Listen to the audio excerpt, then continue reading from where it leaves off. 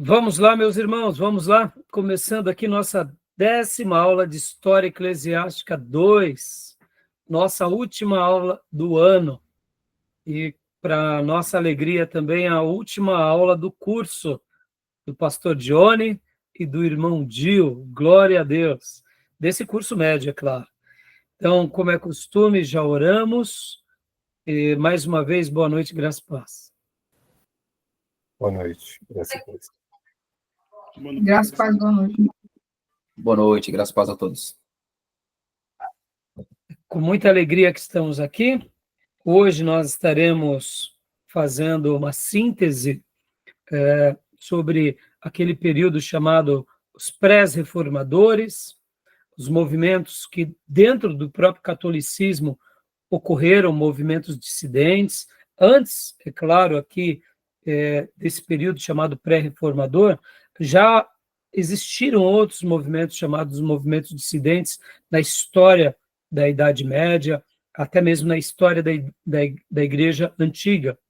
Então, hoje a gente vai falar sobre esse período, chegando ali até a Reforma, e nós estaremos, inclusive, utilizando bastante aqui na nossa aula um material que eu quero indicar para vocês, já indiquei em aula, quero até fazer uma palavra de gratidão aqui a esse material, que é o material do professor Juliano.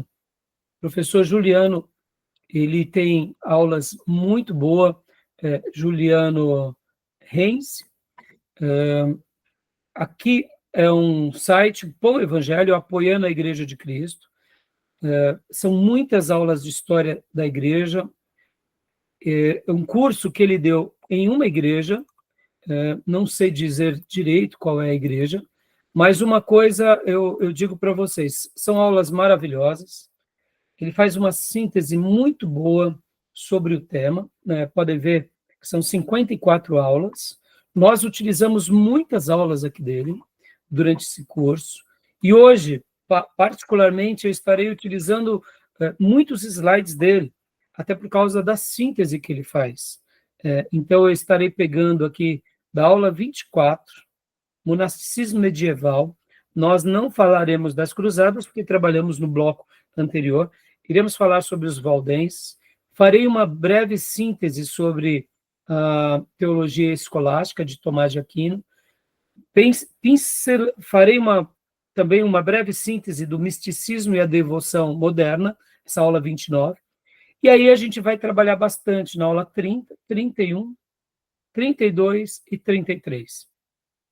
Então, eu quero até deixar aqui meu tributo de gratidão ao professor Juliano, porque, de fato, o Pão Evangelho, como está aqui, né, eu gosto de dar sempre as fontes, foi um curso que ele fez, e ele deu essas aulas em uma igreja local. Não sei se foi sua igreja local onde ele é pastor, mas, inclusive, deixa eu até mostrar aqui para vocês rapidamente, eu tenho aqui um material, que é esse daqui, da apostila, né? A apostila, eu baixei esse material num site da igreja dele, que é a História da Igreja, uma impressão dele.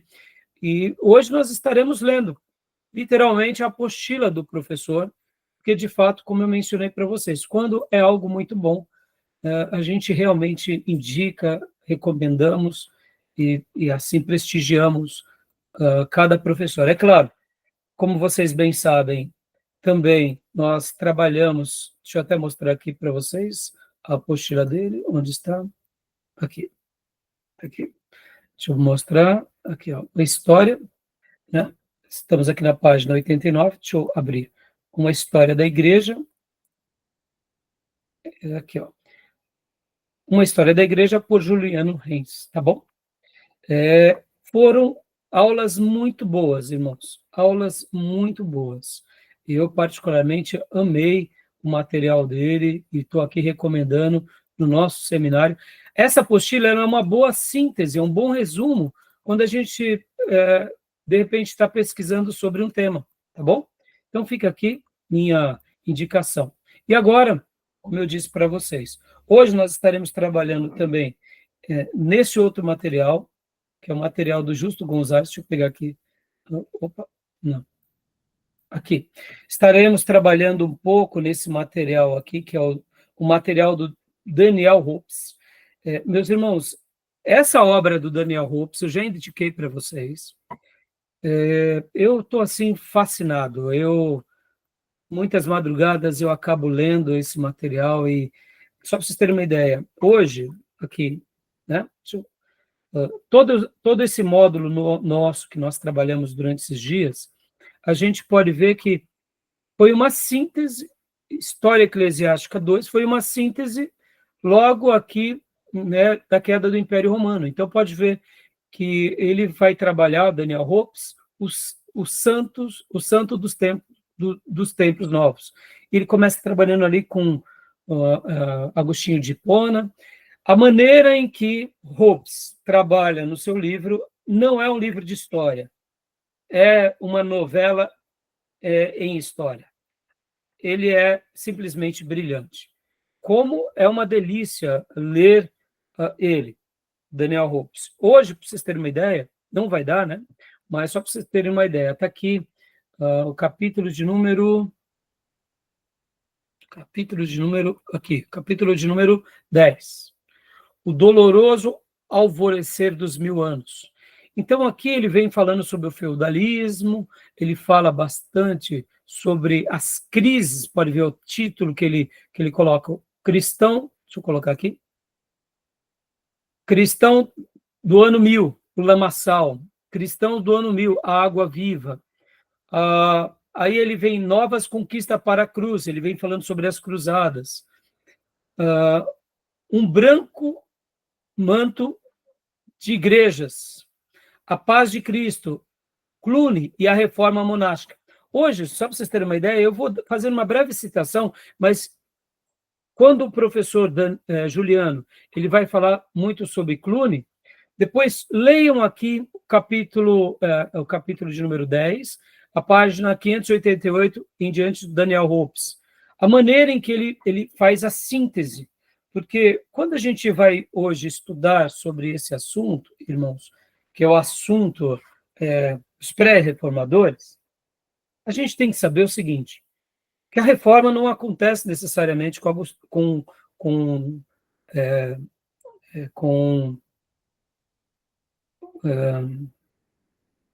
oh, meu Deus, com Lutero. A reforma, ela veio acontecendo muito antes de Lutero. E a gente não pode desprezar do que de muitos homens, na semelhança de Lutero, que tentaram reformar a igreja. Então, por exemplo, a gente vai ver agora que logo depois que começa ali o período também chamado período das Cruzadas, as Cruzadas ela foi uma página de uma mancha tão grande na história da igreja que os monastérios também tentam se reorganizar. E algo que é bem curioso, que o próprio professor Juliano fala nas suas aulas, é que os monastérios eles tentam se reorganizar, eles até se reorganizam, mas em alguns momentos eles acabam se perdendo também. Então, aqui, o Daniel Hopes, de uma forma muito profunda, como mestre, ele vai dando nomes, locais, situações, acontecimentos, personagens, e ele vai trazer com muita maestria tudo isso que acontece na reforma monástica logo depois do ano 1000. E ele vai mostrar que essas reformas e os monastérios que passam por vamos dizer assim, por uma reforma dentro do monastério, acontece geralmente ali na França. Então é muito interessante, fica aqui para vocês, tá? Essa indicação de que vocês possam estar lendo e se aprofundando sobre isso, tá bom? Nós estaremos trabalhando também mais um pouco, citando aqui o Justo Gonzalez, do volume 3, o Justo Gonzalez, do volume 4. Tudo isso que a gente está também trazendo está nessas obras aqui, que são os nossos livros-textos, tá bom? Como eu mencionei há pouco, irmãos, deixa eu só compartilhar também uma outra coisa aqui para vocês. Olha só. Aqui.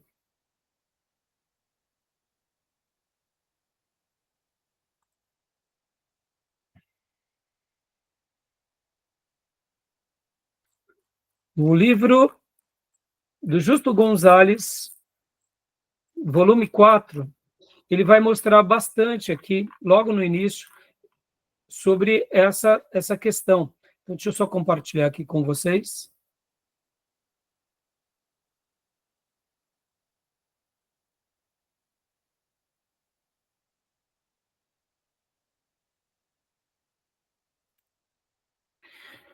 O volume 4 vai mostrar a reforma monástica, a reforma cluniacense e a reforma cisterciense, que hoje a gente vai fazer uma breve citação aqui, baseando-se nas aulas do Juliano, tá bom? Mas também eu quero lembrar para vocês que no volume 3, meus irmãos, olha só que interessante. Logo ali depois do concílio de Nicéia, o concílio de Constantinopla, olha só aqui no volume 3 do Justo Gonzalez, no 5º capítulo, as igrejas dissidentes, o nestorianismo na Pérsia, os monofisistas da Armênia, os monofisistas da Etiópia, os monofisistas do Egito e da Síria, ou seja, esses movimentos que pensavam de forma contrária sempre aconteceram na igreja, logo ali no início da Idade Média. No entanto, é óbvio, irmãos, depois da figura do papado, infelizmente o cristianismo se enveredou por um outro caminho, que vocês sabem muito bem qual é. Então, fica aqui simplesmente uma citação, né, para vocês, tá bom? Sobre esse período.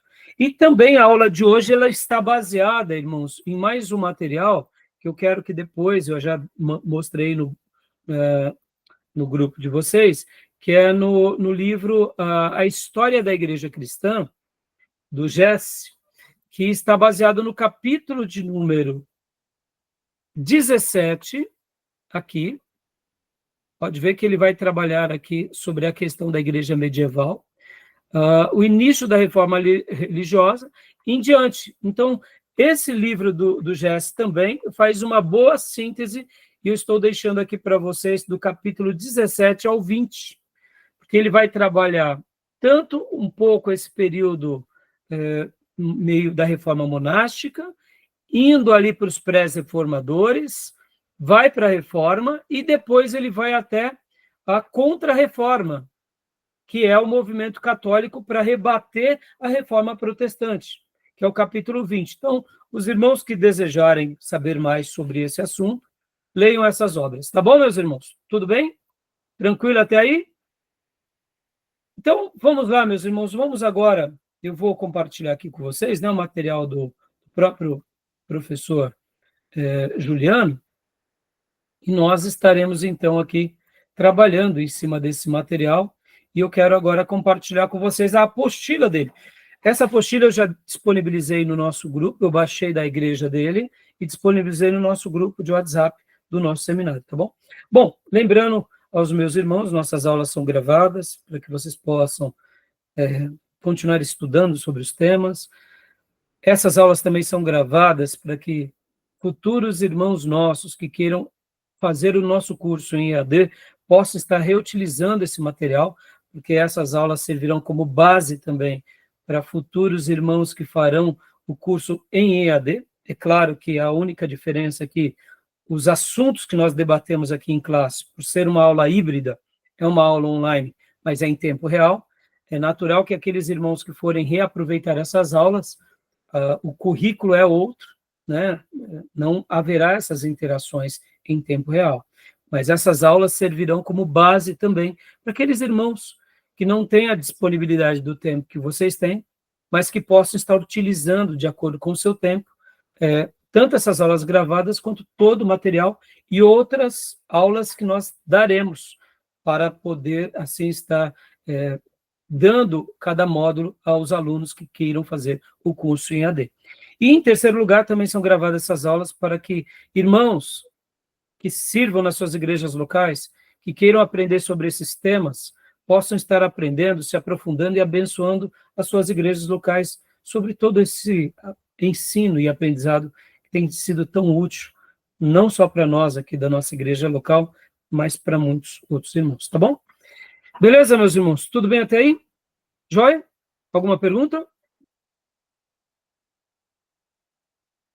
Vamos ler aqui, irmãos, um texto bíblico, rapidamente. Vou até colocar aqui para vocês. Quero ler aqui com vocês Gênesis 12. Gênesis 12. Vou compartilhar na minha Bíblia digital. Gênesis 12, do versículo 1 ao 3.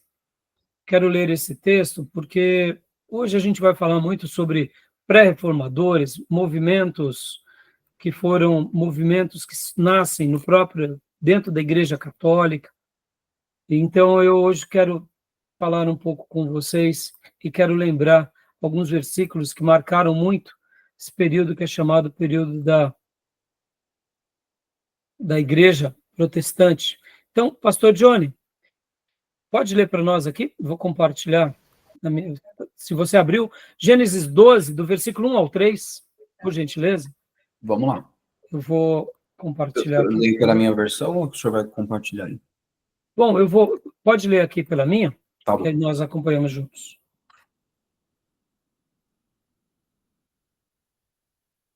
Pode ler, por favor, pastor. Pois não. Ora, o Senhor disse a Abrão: sai-te da tua terra, da tua parentela e da casa do teu pai, para a terra que eu te mostrarei. Eu farei de ti uma grande nação. Abençoar-te-ei e engrandecerei o teu nome, e tu ser uma bênção. Abençoarei aos que te abençoarem, e amaldiçoarei aquele que te amaldiçoar. Em ti serão benditas todas as famílias da terra. Amém. E agora o capítulo 15, também, versículo 5. Por gentileza, pastor. Pode ler para nós. 15:5. Então o levou para fora e disse: olha agora para o céu e conta as estrelas, se as podes contar. E acrescentou-lhe: assim será a tua descendência. E, principalmente, o grande texto que é o versículo 6. E creu Abrão no Senhor, e o Senhor imputou-lhe isso como justiça. Glória a Deus. Obrigado, pastor. Amém. Esse é o texto claro. E creu Abrão no Senhor, e o Senhor imputou-lhe, creditou-lhe isso como justiça.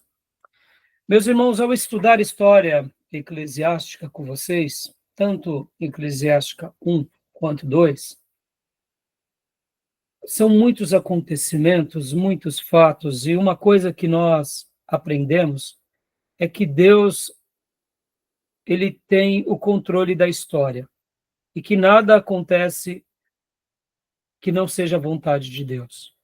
Eu sei que é muito difícil para nós, num primeiro momento, enxergar tudo o que aconteceu, mas tudo na história faz parte da providência de Deus. Para um calvinista, isso é muito fácil de ser entendido, aceito. Para um arminiano já é um pouco mais difícil. Mas mesmo assim, o próprio arminiano ele vai ter que dar uma mão palmatória que nada foge do controle de Deus. E ao conhecer a história, a gente se apequena também. Porque quando a gente começa a ver que muitos povos eles se converteram, num primeiro momento eles se converteram por causa de uma imposição do rei, mas logo na sequência vamos vendo frutos no meio do povo, frutos legítimos de conversão, e de repente vem, como a gente aprendeu nas aulas passadas, os muçulmanos e de repente devastam tudo. Agora, é claro, a gente também não pode ser tão cruel nas nossas afirmações, porque, olha que interessante, irmãos, os muçulmanos, quando eles conquistavam um território cristão, eles tinham uma certa tolerância. E ali podem ver que em muitos lugares onde os muçulmanos chegavam, se havia judeu, eles deixavam a sinagoga, se haviam cristãos, eles deixavam ali os cristãos. Já nas cruzadas, a gente vê o oposto, a gente vê um lado muito terrível, aonde os próprios cristãos eram menos tolerantes do que os muçulmanos. Perceba onde chegou o cristianismo, onde chegou, né, os líderes e onde chegou a maldade da conquista em nome de Cristo. Isso nós trabalhamos muito bem na última aula. Mas por que eu estou falando tudo isso? Porque no meio de toda essa bagunça, de toda essa celeuma, sempre existiram homens e sempre existiram pessoas que foram atraídos pela Bíblia, foram atraídos pelo Evangelho, e assim, de uma forma misteriosa, a gente não pode subestimar isso que aconteceu. E hoje a gente vai estar trabalhando um pouco, eu sei que é uma síntese, mas fica aqui, meus irmãos, Deus, ao longo desses 1.500 anos de história que a gente trabalhou, a gente vê que ele, de uma forma ou de outra, ele levantou pessoas. Eu sei que, infelizmente, o romanismo inferior à Igreja de Jesus. Os católicos ortodoxos, também gregos, eles se enveredaram também por uma certa teologia vesga. Mas percebam como Deus, de uma forma ou de outra, permitiu que muitas coisas acontecessem. E quando a gente olha, né, para a Europa, quando a gente olha para tudo que aconteceu, nós entendemos que, de uma forma ou de outra, Deus preservou ali a Europa, Deus foi levantando pessoas, e hoje a gente vai trabalhar com bastante propriedade aqui, os pré-reformadores, e a gente não pode, assim, deixar de ver grandes pessoas que foram levantadas por Deus como vozes, por exemplo, como o próprio John Hus, Wycliffe, dentro do catolicismo. Então, assim, Lutero não foi o primeiro, a gente tem que deixar isso em alto e bom som. Existiram outras vozes, mas elas foram abafadas. E quando a gente começa a ter um pouco mais de conhecimento, e quando a gente começa a ver, por exemplo, o próprio Calvino e o próprio Lutero citando alguns textos antigos, eles vão valorizar aqueles textos, mostrando, olha, fulano de tal escreveu isso certo, Beltrano escreveu isso certo. Infelizmente, o paganismo estava tão enraizado na Igreja Católica que essas vozes que eram corretas, como eu mencionei há pouco, eram vozes que eram abafadas. Ora pela politicagem, ora pelo dogmatismo, ora pela própria dissolução que o próprio catolicismo acaba enfrentando. Só para vocês terem uma ideia, irmãos, logo depois das reformas, ou melhor, logo depois das cruzadas e de todo aquele período das inquisições, o catolicismo ele ficou perdido a um ponto tão grande, porque vocês têm que lembrar que, como eu mencionei na última aula, eles começam ali com uma certa proposta, vêm os cavaleiros, muitos desses cavaleiros eram também monges, e depois eles se enriquecem, conquistam seus espaços, os próprios monges começam a viver uma vida, muitas vezes, medíocre, pagã, e se mistura, a gente já não sabe mais quem é o monge, quem é o ímpio, quem são quem. E, para vocês terem uma ideia, houve um concílio na Igreja Católica, onde, nesse concílio, se determinou que aqueles que faziam parte do monastério ou da vida clerical, eles tinham que ter roupas, porque muitas vezes o monge estava vivendo uma vida de ébrio misturado com os outros pecadores, e então, para criar literalmente uma ruptura entre aqueles que são sacerdotes e aqueles que não são sacerdotes. Perceba, olha que ponto chegou a igreja, vamos dizer assim, abre aspas, de Jesus, a igreja no Ocidente. Então, criaram-se normas de roupas obrigatórias para distinguir o sano do profano. Percebam, é uma coisa muito, onde é muito vil, mas essa era a vida que eles viviam. Então, para que a gente possa entender um pouco, por isso que a gente está aqui estudando história, né? Tá bom? Tudo bem até aí, meus irmãos? Tranquilo? Alguma pergunta? Alguma fala? Isso aí isso é o modelo da igreja institucionalizada. Exatamente, Júnior. E, a compreensão que o Hansi trouxe lá, o Juliano, eu entendi muito bem o resumo que ele fez. Ou seja, nesse tempo aí as pessoas eram manipuladas, outras era cristão pelo privilégio, o status quo que tinha nessa posição, e outros era por imposição. Exatamente. Nem era convertido, mas fazia parte, dizia ser cristão, porque Exatamente. tinha que... O rei se convertia, entre aspas, todos obrigatoriamente era denominado cristão. Exatamente, Júnior. Exatamente. Por isso, né, Júnior, que nós sempre vamos ser contra qualquer grupo que... Por isso que a igreja e o Estado é uma... Podem ver que os nossos irmãos protestantes, reformadores, eles vão, e principalmente a teologia reformada, ela vai deixar bem claro essa separação da igreja e do Estado. Porque a grande prova de que a igreja se corrompe é logo depois de Constantino. Tem, sim, as suas vozes, tem, sim, aqueles que lutam contra, nós vamos ver Agostinho, mas a gente sabe que, infelizmente, o papado foi a grande corrupção. E podem ver que dentro do Ocidente se corrompe muito mais do que no próprio Oriente, os patriarcas. Por quê?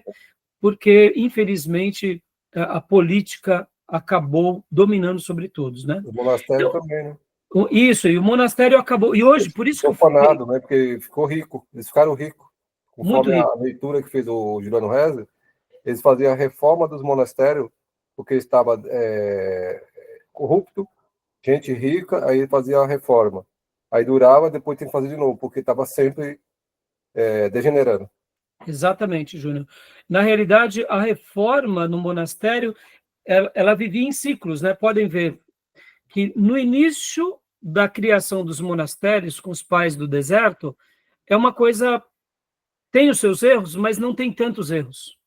Logo na sequência, na expansão dos monastérios no Ocidente, com Agostinho, com o próprio Jerônimo, depois com Beneditino, a gente vê que eles têm uma piedade, um zelo entre passar o evangelho e servir as suas comunidades.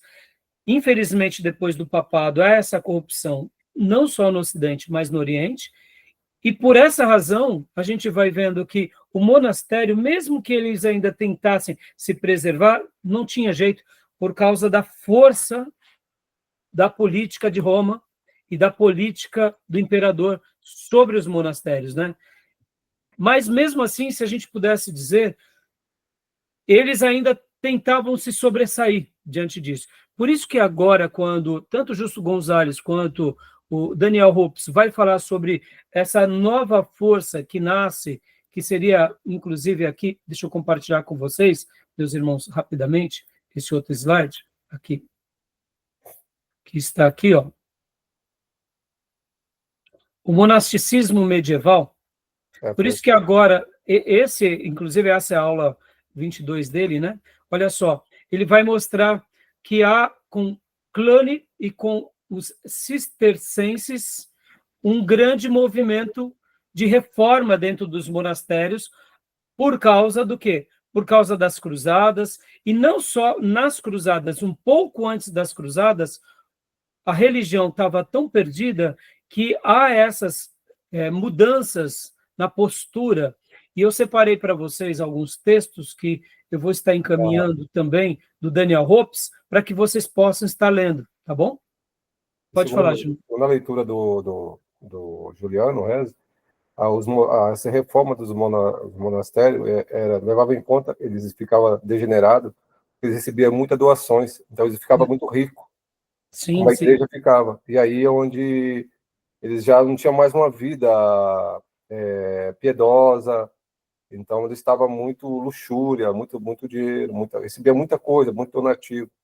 Então, Exatamente, Juninho. Então, franciscano, né? Exato. Inclusive, eu só vou passar agora aqui, irmãos, que não vai dar tempo, o material que eu separei para vocês aqui, que seria esse material aqui, ó, do Daniel Hopes, mostrando um pouco os detalhes de cada um desses movimentos, tá bom? Então, eu vou passar para vocês, ó, porque senão vai ficar uma aula muito longa, né? Mas nesses períodos aqui, dessa renovação do monastério, acontecia algo muito curioso. O que acontece, irmãos? Assim como estava o bispo na cidade e na sede, que controlava ali e dominava as igrejas, porque vocês têm que lembrar, irmãos, que nesse período, Daniel Hopes aqui, ele coloca com muita maestria o seguinte: como que a sociedade se organizava? Ela se organizava ali politicamente junto com o rei ou o imperador, mas a grande autoridade era a igreja, e com os bispos. E fora daquele setor, dentro das cidades, havia as paróquias, havia os mosteiros, em que, então, criavam uma contraforça aos bispos. E, muitas vezes, como aconteceu, por exemplo, na França, essa retomada, essa renovada, os bispos começavam a ver que os abades dos monastérios, eles começavam a desagradar, principalmente quem? Eles começavam a desagradar os bispos, né? E aí cria-se uma força muito interessante, em que o Daniel Hopes vai delinear com muita clareza aqui nos seus textos. Eu achei muito legal, porque a maneira em que ele coloca mostrando cada detalhe, mostrando o seguinte: havia uma tensão muito grande. Porque quando a gente faz o corte da história, irmãos, a gente acaba julgando de uma forma muito, eu diria, muito fria aquele momento.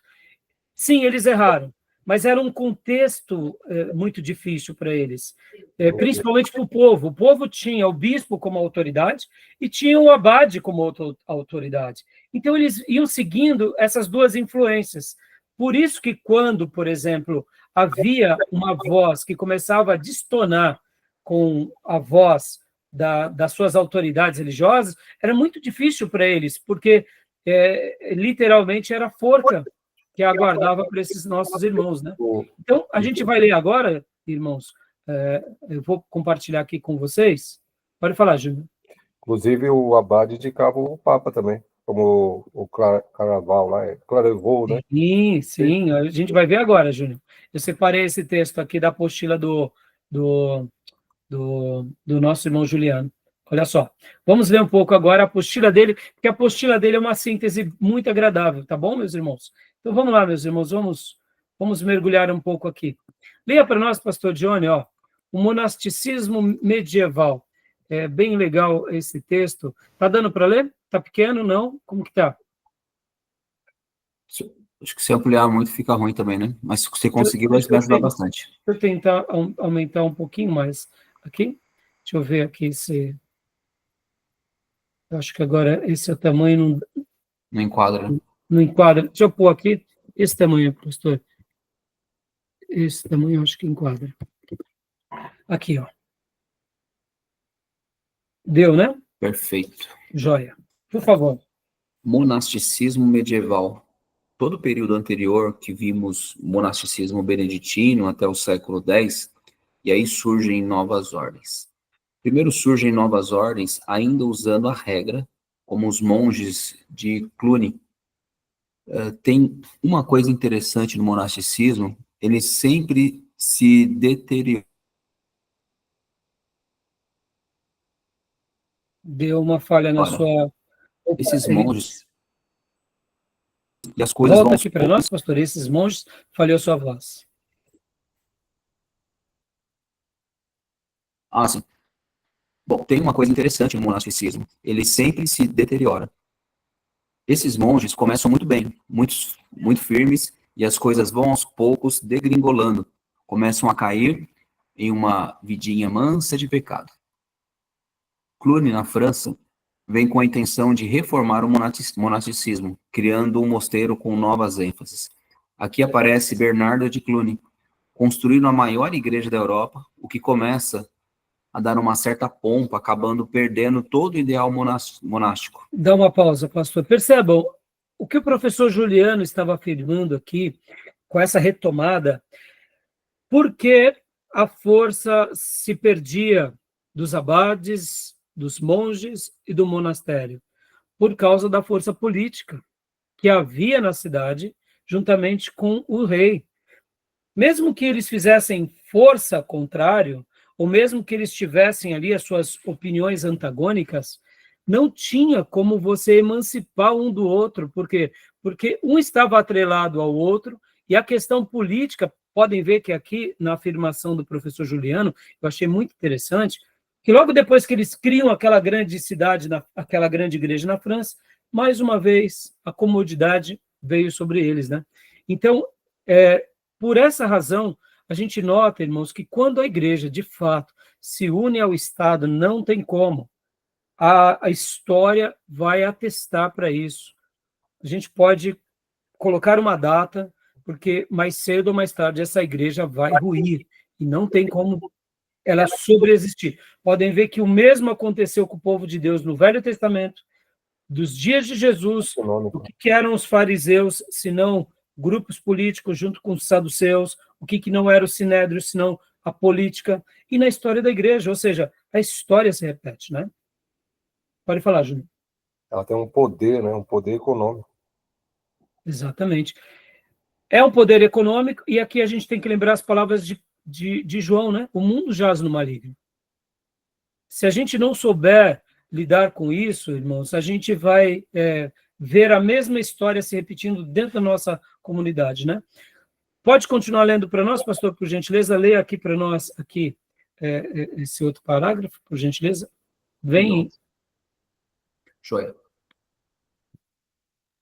Vem, então, outra reforma em outro lugar, em situ também na França, onde o monasticismo é muito forte. Por isso é que são cistercense. Eles produziram um grande nome na sua ordem, que é Bernardo de Claraval, que viveu de 1090 até 1153. Claraval é o nome do mosteiro onde ele era abade. É um dos maiores nomes da Idade Média. Às vezes, ele é chamado de imperador não coroado. Tal a influência dele. Justo Gonzalez, no seu livro, diz, abre aspas, que a personalidade de Bernardo dominou seu tempo, fecha aspas. Foi um grande reformador, escreveu muito. Escrevia cartas e livros e aconselhava a todos. Um dos livros de Bernardo foi da Consideração, que ele escreveu para um dos seus monges que ia ocupar uma função muito importante na igreja. Ele seria o Papa. Ele, então, escreveu um livro com conselhos para esse monge, dizendo como ele deveria ser como Papa. Opa, desculpa, irmãos, deixa eu só voltar. Desculpa, pastor. Imagina. Voltando, pode falar. Opa, pronto. Ele escreveu que era proibido exercer domínio e senhorio, que o foco tinha que ser de serviço, de amor.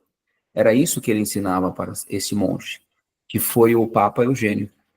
Martinho Lutero disse que todos os papas deveriam conhecer esse livro de cor, e que se eles tivessem realmente lido esse livro, a igreja seria completamente diferente.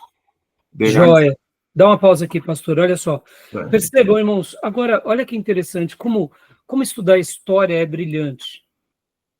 Na aula passada, nós falamos sobre o quê? Nós falamos sobre as cruzadas, gastamos todas as nossas 3 aulas trabalhando sobre esse tema. E uma coisa que ficou muito claro para nós, em cima de todas aquelas cruzadas, foi o seguinte, que a primeira cruzada, aquela realizada por Urbano II, foi chamada a Cruzada dos Nobres, onde eles vão conquistar os nobres, financiam essa cruzada para quê? Para poder ali, depois do concílio de Clermont, eles, depois da palavra de Urbano, convocando a uma guerra santa, o que acontece? Eles saem nessa conquista, são muito bem-sucedidos, como a gente trabalhou na aula passada, mas aí depois vem a segunda cruzada. Essa segunda cruzada, que é chamada como a Cruzada da Defesa dos Muçulmanos, ela é feita, e aqui olha só que interessante, por Eugênio III, que a gente acabou de ver. Então percebam que quando nós lemos ali, na aula da semana passada, inclusive no nosso material que eu separei para vocês, falávamos que aquela segunda cruzada foi feita pelo Papa Eugênio III e o lendário abade Bernardo, que é esse mesmo. Então perceba que aqui, olha que interessante, ele escreve essa obra da Consideração, ele foi uma pessoa que realmente, como diz, né, aqui, uma personalidade que dominou o seu tempo. Ele era considerado o imperador não coroado, por quê? Porque ele era um abade que, inclusive, quando ele escreve essa obra da Consideração, ele está escrevendo para quem? Para Eugênio. E a maneira em que ele escreve, ele está escrevendo para o seu aluno, mas agora esse seu aluno se torna o Papa. Então percebam que a influência de Eugênio, poderíamos dizer que a grande liderança de Eugênio, Papa Eugênio, foi do próprio Bernardo de Claraval. Por que eu estou fazendo toda essa construção aqui, pegando a aula da semana passada, para a gente ver o link? Perceba que ele era piedoso, mas ele também comete um erro. É um intelectual, né? Ele era um intelectual, ele era um piedoso, ele era um abade, mas ele também faz a convocação, Júnior, irmãos, para a cruzada. Ele incentivou até aquele slogan lá. Sim, exatamente. E eu separei agora aqui para vocês, ó, deixa eu compartilhar aqui esse outro slide. Olha só. A Segunda Cruzada foi uma expedição dos cristãos europeus proclamada pelo Papa Eugênio III e pregada por São Bernardo de Claraval, em resposta à conquista de Edessa, em 1144, pelos muçulmanos. A cruzada liderada pelos monarcas, aí diz o nome dos monarcas, e foi um fracasso. Os cruzados não reconquistaram Edessa e deixaram o reino de Jerusalém politicamente mais fraco na região. O único ponto positivo foi a campanha, foi a recuperação de Lisboa. Então, percebam, ele participou aqui, Claraval. E por que eu estou falando tudo isso, meus irmãos? Você vê como que esse período da história foi um período muito nebuloso, onde, mesmo que agora ele tenha feito uma obra aparentemente muito piedosa, na prática, a gente vê o quê? Que não... ele ainda, mesmo sendo piedoso, como o próprio Juliano menciona aqui, falando de Lutero, né? Que Lutero, quando... leia aqui para nós novamente, pastor. Ó. Joia. Era isso que ele ensinava para esse monge, que foi o Papa Eugênio. Martinho Lutero disse que todos os papas deveriam conhecer esse livro de cor, e que se eles tivessem realmente lido esse livro, a igreja seria completamente diferente. Exatamente. Obrigado. Até aí, pastor. Inclusive, eu mandei para vocês no grupo de vocês essa obra, meus irmãos. Eu vou até publicar agora. Não vai dar para a gente ler, tá bom? Mas está aqui, ó, dá consideração. Mas na teoria, a teoria era uma coisa, né? Na prática ele fez outra coisa. Exatamente. Tão cruel contra os outros.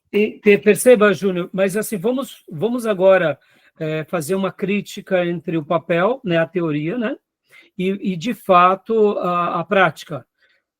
Por isso que eu falei que os monastérios, mesmo que tivessem grandes mudanças, como há pouco a gente viu, né, como a gente viu há pouco, quando a gente mencionou sobre aquela questão do que eles tentaram ali com Clary e agora com Bernardo de Claraval fazerem essas mudanças aqui, que são as cistercenses, mas mesmo assim eles não tinham força.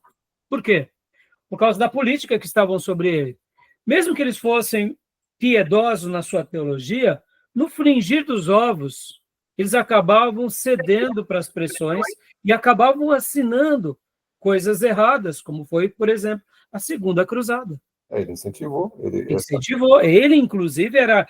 Podem ver que eu confesso para vocês, irmãos, porque estamos aprendendo junto, eu fiquei me perguntando, né, por que o Papa, né, no caso, Inocêncio, ele precisou de um abade para dar o aval.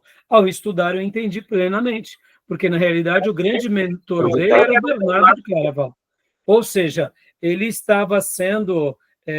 no momento em que ele estava aqui recebendo, né, o aval do seu grande mentor, todos os demais estavam ali dizendo, não, se o grande pensador e piedoso abade Bernardo Claraval está nesse processo, a gente vai, então, consolidar. E aqui, olha só, essa é a obra, tá, irmãos? Eu passei para vocês, não vai dar tempo para a gente ler, mas eu achei muito interessante as palavras, né, do professor Juliano, e as palavras, principalmente, que ele menciona sobre...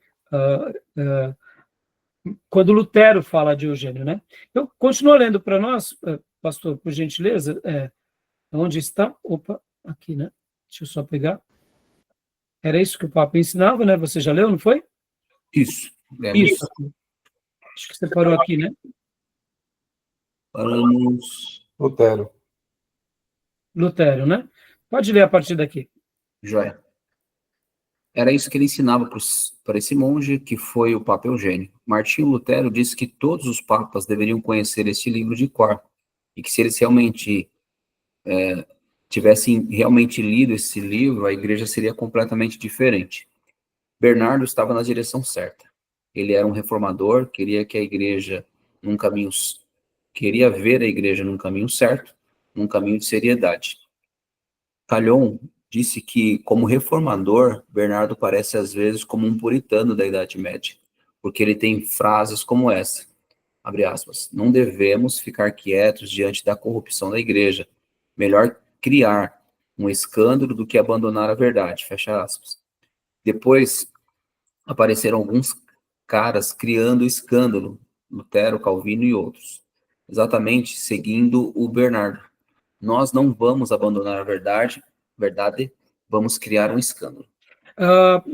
Peço licença, né, para que vocês compreendam, é que ele deu uma aula aqui, então a moça que fez a transcrição dessa apostila, o rapaz, não sei quem foi, a equipe, colocaram as palavras, né, mais simples, como comumente falamos, né? Sim. Mas aqui percebam, irmãos, olha que frase linda, não devemos ficar quietos diante da corrupção da igreja. Agora percebam, irmãos, não tem jeito, quando essa igreja está debaixo de uma figura estatal, ou ela está ligada politicamente, ela é engolida pela força da política. Eu gostei da ideia, né, que o professor Juliano disse, que ele era um reformador, que queria ver a igreja num caminho certo.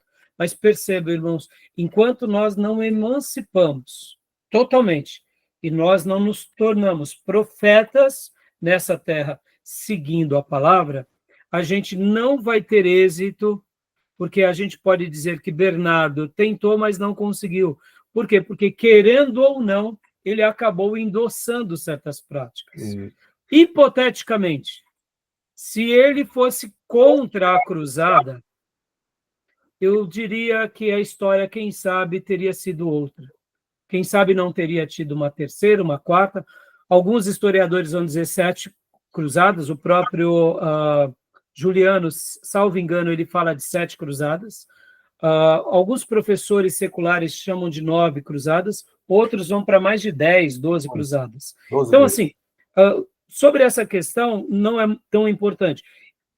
O que eu quero dizer é assim, as 4 grandes cruzadas, que foram as primeiras, ou as 5 grandes cruzadas, sendo aquela primeira lá, que foi a cruzada dos eremitas, né, aquela cruzada chamada Cruzada dos Mendigos, com Pedro Eremita, essas 5 cruzadas, eu diria, elas marcam ali essa mácula da igreja e demonstram como, quando a igreja apoia algo do tipo, ou um grande líder, a gente está endossando um erro. E aqui, irmãos, agora, já fazendo até uma meia-culpa, a gente vai ver erros também em Lutero, e isso serve como matéria-prima para a gente não errar no nosso papel como cristãos na modernidade, tá bom? Então, beleza, meus irmãos, eu acredito que aqui, sobre essa síntese, é uma síntese resumida, mas que dá uma luz bem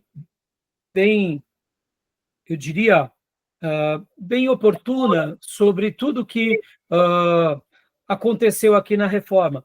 O professor Juliano, ele também vai falar sobre Francisco de Assis. Todos nós já ouvimos falar sobre Francisco de Assis, né? Já conhece sobre Francisco de Assis? Sim.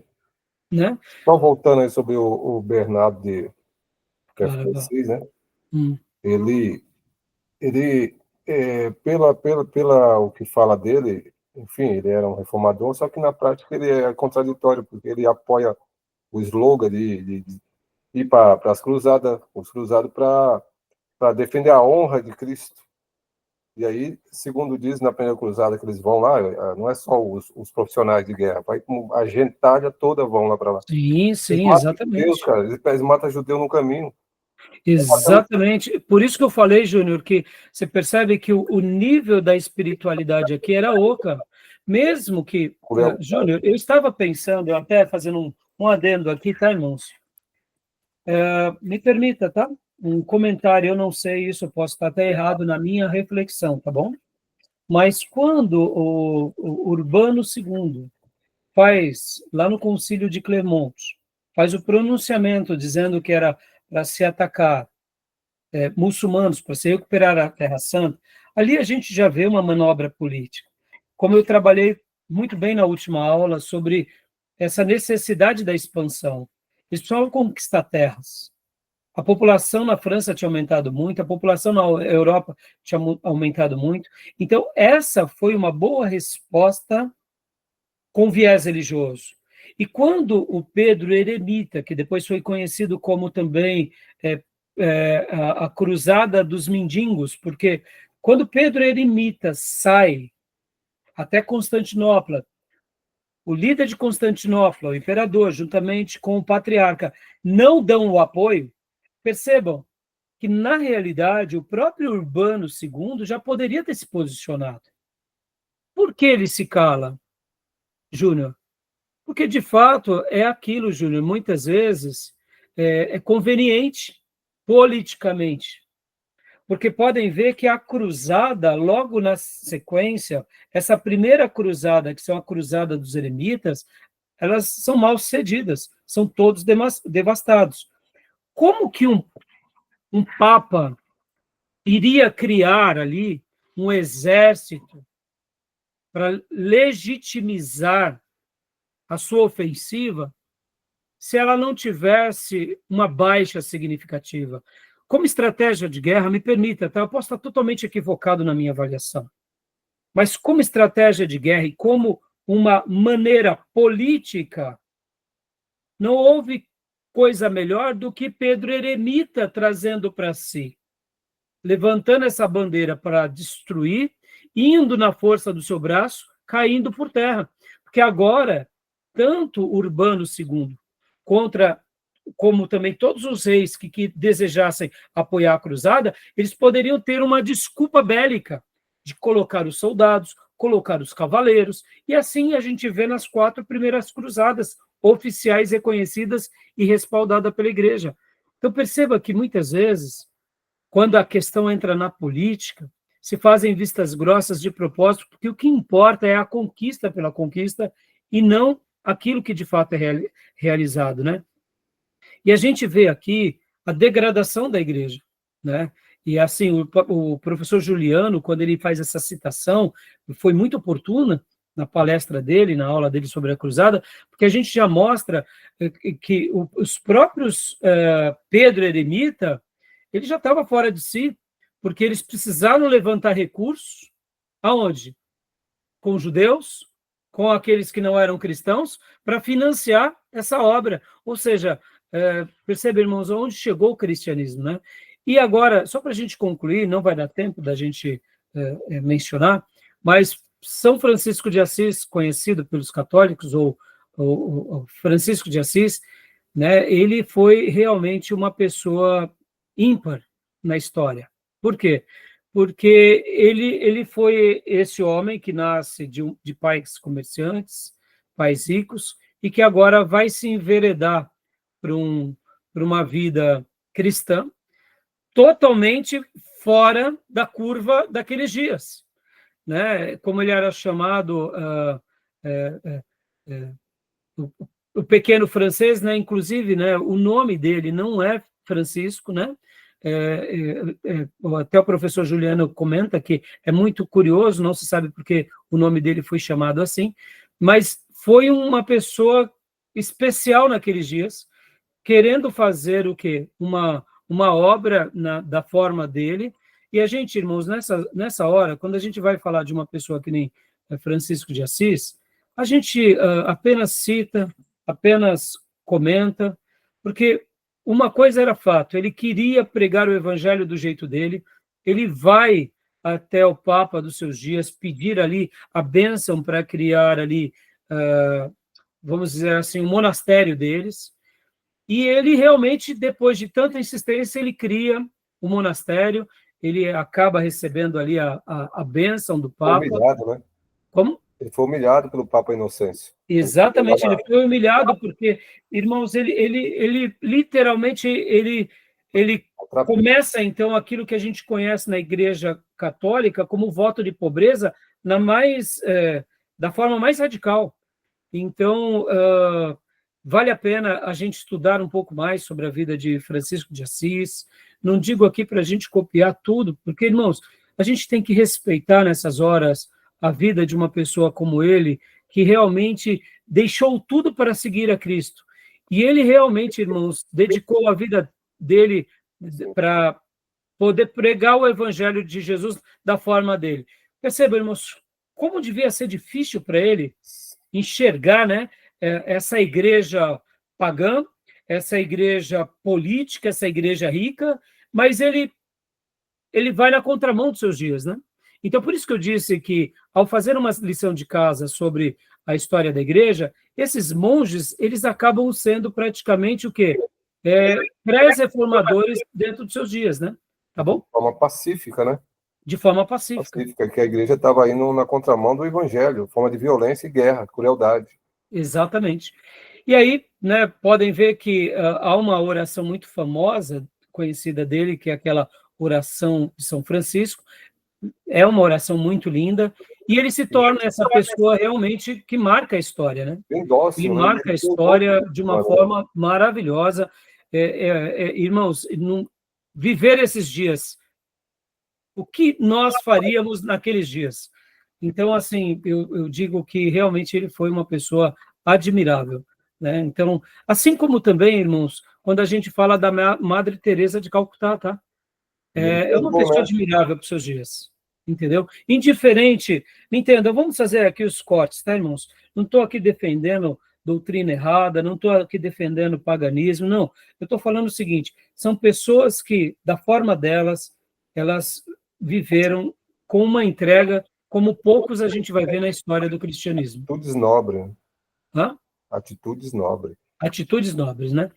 E para a gente encerrar, meus irmãos, aqui, o nosso querido professor Juliano, ele vai falar muito sobre quem? Ele vai falar muito sobre os dominicanos. Quem são a ordem dominicana? Deixa eu só pôr aqui para vocês rapidamente, para a gente estar concluindo. Os dominicanos também nascem nesse período. Também era um outro espanhol, que também ele vem com esse ímpeto de reformar o que? Agora os monastérios, levando os monastérios a uma perspectiva mais catedrática, científica. E, infelizmente, também depois eles acabam se perdendo, né? Porque depois eles vão fazer parte daqueles que na história vão ser conhecidos como os inquisitores, né? Que vão fazer as inquisições juntamente com outros grupos do catolicismo. Mas nós vemos com esses grupos que nascem que eles tentam fazer o quê? Eles tentam ser reformadores nos seus dias. Olha aqui, rapidamente, ó. Surgiu uma outra ordem, mais ou menos no mesmo período, uma ordem completamente diferente, fundada por Domingo, ou Domingos Guzmán Garcés, um espanhol. Eram monges da regra de Santo Agostinho. Então, percebam que eles nascem num período até querendo reformar os seus monastérios. Infelizmente, eles acabam não tendo tantas forças. Mas você concorda, irmãos, que aqui, esses monges que vão criando essas ordens, como Bernardo de Claraval, o Domingo Guzmán, né, Garcés, eles acabam sendo vozes dentro do catolicismo corrompido, que vão, querendo ou não, criar força para quê? Para que haja outras vozes que vão sendo essas vozes que vão se rebelar contra todo esse poder papal, contra todo esse sistema. Percebam, irmãos, quando a gente olha historicamente como provisão, foram pessoas muito corajosas nos seus dias. É claro que erraram também, mas, graças a Deus, vão tendo novos vultos que vão surgindo para quê? Para se revelar para aquilo que a gente conhece como né, a reforma protestante. Mas por isso que a gente não pode colocar só como Lutero, como grande ícone.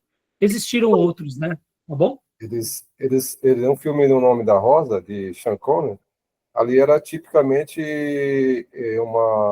estava indo para fazer uma inquisição. Exatamente, exatamente, Júnior. Então a gente vê agora esse lado dos dominicanos, né? Os Exato. Que é dominicanos, Domini, eles né? são Deus, e Cane, né? Deus cão.